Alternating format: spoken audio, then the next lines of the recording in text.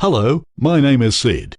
You may recognize me from some of my earlier work. No entry, no running, and my favorite, caution, slippery surface. Of course, my work doesn't just stop there. I've also done no diving, no pushing, watch out for falling objects, and I've had my share of slips, trips and falls. I've been electrocuted, stood on a cliff, and even been set on fire. However, I am a trained professional, so don't try any of this on site. But when it comes down to it, I'm just like you. I live an active life. I like to windsurf, canoe, hike, skateboard, swim, hang out with friends, water ski, ride a bike, ride a horse, wear a dress, dive, read a good book, go to work in my pants and sometimes shoot stuff. I keep clean, recycle, and have a massive pair of scissors and a comb.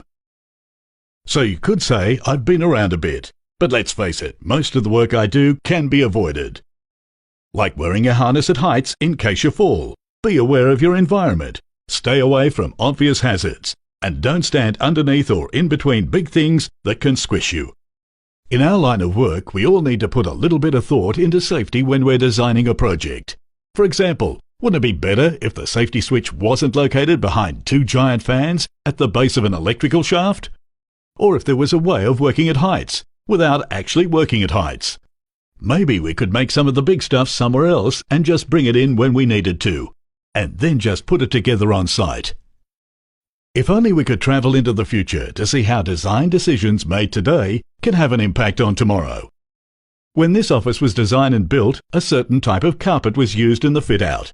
Unfortunately, everyone blamed Mr. Plumpton's love of experimental cooking, particularly his sprout and camembert pie, for the nausea and obnoxious gases that were making everyone sick. The real culprit was actually the carpet, off-gassing, slowly releasing toxic fumes. Getting rid of Mr. Plumpton didn't really help. And who would have thought that when Sam here was digging a trench, because it wasn't properly shored, he was actually digging his own grave? But that's not all. Even some of the simplest design decisions can have huge implications. When this hospital was finished, the height of the light fittings and the need for extra bed space meant that the only way to change a simple light bulb was by trampoline. Even something simple, like opening a window, can be a potential hazard when not considered properly. If we journey further into the future, we can see how mankind has evolved to adapt to deal with these hazards.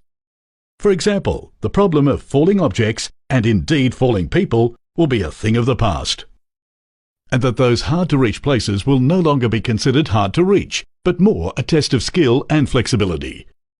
But problems seldom go away, they're just replaced by new ones. The reality is, we don't have a time machine, and it's unlikely we will change into flying rubber people.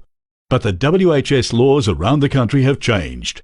We now have a responsibility to remove hazards through the design process. At Laing O'Rourke, we want to lead the way in smarter thinking and safer design in the life cycle of our projects, construction, design maintenance, operations and demolition. The smarter we are, the safer we become, which means more construction off-site, less working at height or in confined spaces, fewer accidents now and in the future, shorter delivery times and happier clients. So please, think about the decisions you make today and the impact they'll have tomorrow.